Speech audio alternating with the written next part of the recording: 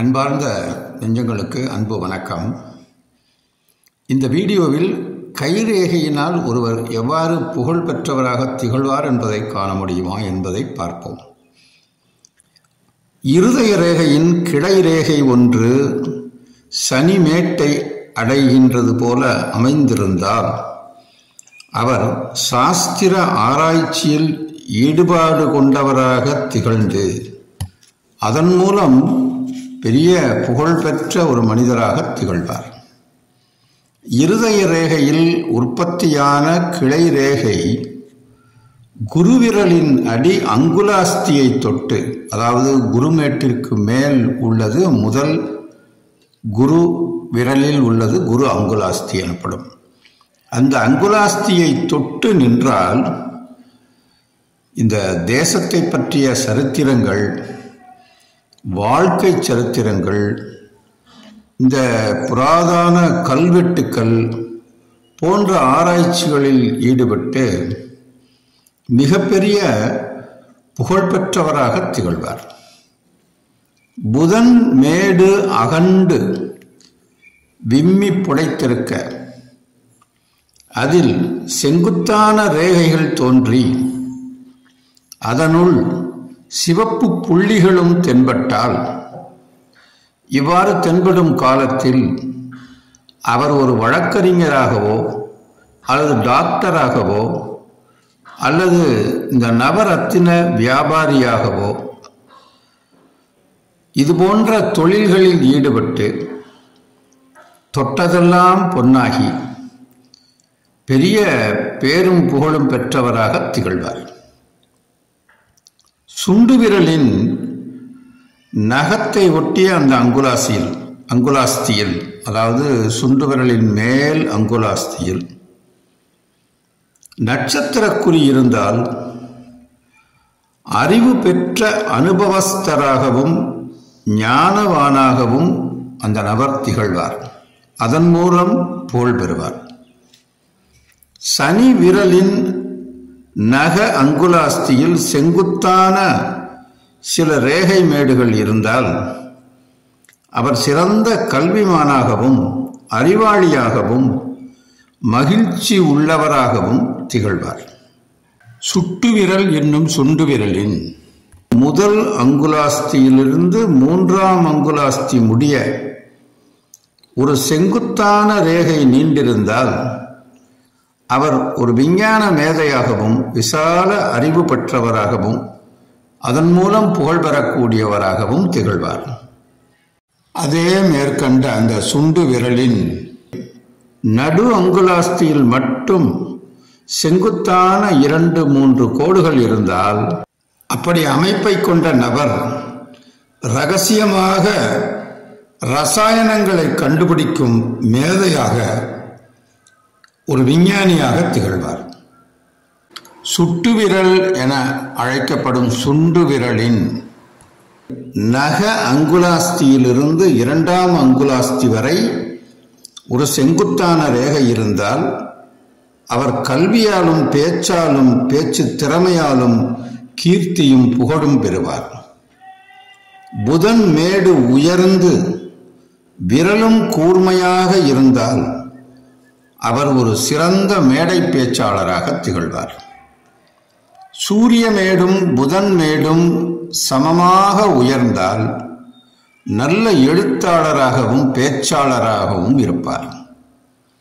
சூரிய மேடும் சந்திரமேடும் உயர்ந்திருந்தால் விவேகமும் புகழும் மிக்க ஒரு ஆராய்ச்சியாளராக திகழ்வார். உயர்வான எண்ணங்களும் குணமும் கொண்டவராகவும் திகழ்வார். சூரியமேடும் சுக்கிரமேடும் உயர்ந்து உப்பியிருந்தால் அன்பு, ஈகை, நற்குணம், நல்ல சிந்தனைகளை பெற்ற ஒரு நபராக புகழ்பெற்று திகழ்வார். சூரியமேட்டில் செம்புள்ளி, முக்கோணம் காணப்பட்டால் அவர் கலைகளில் திறமை, சூரியன், குரு, புதன் மேடுகள் உயர்ந்து உப்பியிருந்தாலோ அவர் புலமைமிக்க விஞ்ஞானியாகவும் திகழ்வார். சூரியமேடு, குருமேடு, புதன்மேடு, இந்த மூன்றும் விம்மி புடைத்திருக்க புதன்மேட்டில் தீர்க்கமான ஒரு சதுர குறி காணப்பட்டால் அவர் சங்கீத பயிற்சி பெற்று மேடை கச்சேரிகள் செய்து அதன் மூலம் பெருத்த புகழை பெற்றவர் ஆவார். சூரியமேடு அளவுக்கு மீறி உப்பி புடைத்திருந்தால் பேராசையும் வீண் செலவும் ஏற்படும். எதையும் ஆராய்ந்து பார்க்கும் குணம் இருக்காது. மேற்கண்ட மேடு வற்றி பதிந்திருந்தால் அவர் ஒரு சோம்பேறியாகவும் இருப்பார். சூரியமேட்டில் ஒரு வட்ட வளையம் காணப்பட்டால் அவர் மூடனாக இருப்பார் அல்லது வீண் தற்பெருமை பேசுபவராக இருப்பார். சனிமேடும் சுக்கிரமேடும் உயர்ந்திருந்தால் அவர் ஒரு உண்மையானவராகவும் அதே நேரத்தில் ஆடம்பர பிரியராகவும் இருப்பார். இருதய ரேகையிலிருந்து ஒரு கிளை ரேகை செங்குத்தாக சனிமேட்டை அடைந்திருந்தால் வறுமையில் வருந்தக்கூடியவராக இருப்பார். அந்த ரேகை நன்கு பதிந்திருந்தால் ஒருவேளை பிற்காலத்தில் பணம் சம்பாதிப்பார், அதாவது பின்யோகம் இருக்கலாம். குருமேடு தாழ்ந்திருந்தால் அவர் சோம்பேறி ஆவார், தன்னலமுள்ளவர் ஆவார். அதே குருமேட்டில் ஒரு புள்ளி தென்பட்டால் பண கஷ்டமும் மன கவலையும் ஏற்படும். அதில் ஒரு வட்டம் காணப்பட்டால் அவர் தன்னலமும் தற்பெருமையும் கொண்டவராக திகழ்வார். சுக்கிரமேடு உயர்ந்திருந்தால் மனிதாபமானமற்றவராக திகழ்வார், தற்பெருமைக்காரர் என்றும் கூறலாம். அதே நேரத்தில் பெண்களிடம் மோகமுள்ளவராக திகழ்வார். சுக்கிரமேடு தாழ்ந்திருந்தால் தன்னலவாதியாவார், பிறரை பற்றி துளியும் கவலைப்படாத ஒரு ஜீவன் என்று எடுத்துக்கொள்ளலாம். சுக்கிரமேட்டில் பல ரேகைகள் காணப்பட்டால் அவருடைய அந்த புலன்கள், இந்த இன்டலெக்ட் உறுதி பெறும். அதில் 2-3 ரேகைகள் மட்டுமே இருந்தால் அவர் ஒரு நன்றி கெட்டவராகவும் திகழ்வார். சந்திரமேடு தாழ்ந்திருந்தால் சிந்திக்கும் சக்தி குறைவு இருக்கும், மனதை ஒருவழிப்படுத்த முடியாதவராக இருப்பார், ஒரு டிஸ்டர்ப்டு பர்சனாக இருப்பார்.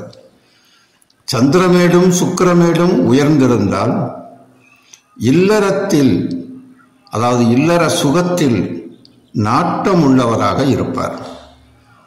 தானே கற்பனையாக மனக்கோட்டை கட்டி வாழக்கூடியவராக இருப்பார். சந்திரமேடும் சனிமேடும் உயர்ந்திருந்தால் பயங்கரமான இந்த கொள்ளிவாய் படைத்தவர்னுவாங்கள்ல, அது என்ன வாய் பயங்கரமான வாயின்னு சொல்கிறோம்ல, அந்த மாதிரி கொள்ளிவாய் பேச்சில் ரொம்ப அடுத்தவங்களை இரிட்டேட் பண்ணுற மாதிரி இருக்கும்.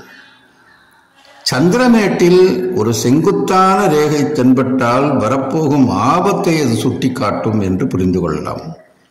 அதில் ஒரு புள்ளி இருந்தால் பொய் பேசக்கூடியவராக இருப்பார். சந்திரமேட்டில் பல ரேகைகள் காணப்பட்டால் கவலைகள் அதிகமாகும்.